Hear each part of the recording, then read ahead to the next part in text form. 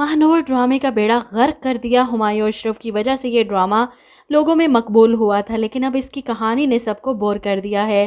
पूरी एपिसोड लड़का लड़की को शादी के लिए मनाने में गुजर गई और महविश इतनी मासूम बनी है पूरी एपिसोड में, जिसे अपने बाप की इज्जत बचाने के लिए निकाह कर रही है। जैन से बात करती है तो वह साफ लफ्ज़ों में कहता है कि वो ये शादी नहीं करना चाहता था, सिर्फ अपनी माँ की ज़िंदगी बचाने के लिए कड़वा घूंट पीने को तैयार है।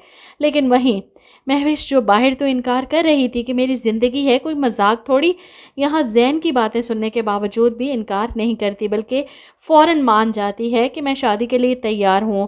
वो ये मौका कैसे गंवा सकती थी, वो तो पहले ही तैयार बैठी थी।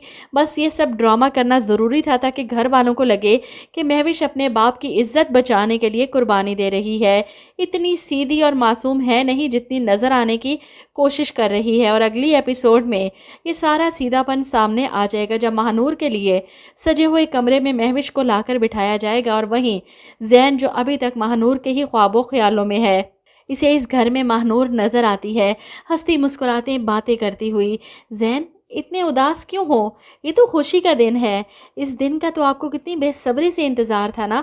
जैन हैरान परेशान, इसे लगता है सच में महानूर इसके सामने खड़ी है। वो तो खुश हो जाता है, इसे देखकर अपने सामने बिठाता है और जी भर कर देखता है और ऐसे में महानूर गायब हो जाती है। जैन से ये सब बर्दाश्त नहीं होता। कमरे में महविश इसका इंतज़ार कर रही थी और जैन बाहर का बाहर ही निकल जाता है अपने दोस्त अफराज की तरफ। इधर महविश को पता चलता है जैन के जाने का, तो गुस्से और सदमे में वो इस कमरे का हशर नशर कर देती है। सारे फूल नोच नोच कर फेंक देती है, हर चीज़ को उठा उठा कर मारती है।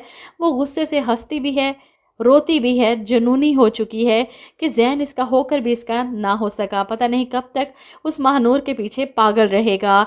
जैन अफराज और मारिया के पास बैठा अपने दुख दर्द सुना रहा है कि बदले के इस खेल में मेरे हिस्से किसके जुर्म की सज़ा आई। इसे महानूर के इस वॉइस मैसेज पर यकीन है, अपनी मोहब्बत पर नहीं। तभी तो महानूर को तलाश करने की बजाय वहीं बैठा रहा और महविश से निकाह करके घर आ जाता है। इधर महानूर, जिसे सेठ अकरम उठाकर लेकर गया है, इंतज़ार करती रहेगी कि जैन एक दिन इसे बचाने ज़रूर आएंगे, लेकिन इसे तो पता ही नहीं कि इसके साथ हुआ क्या है।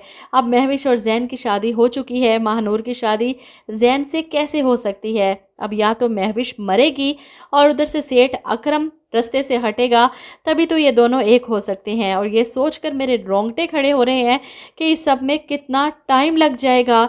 ये ड्रामा तो 100 एपिसोड्स तक चला जाएगा अगर यही सब चलता रहा और इसी स्पीड से ड्रामा आगे बढ़ता रहा।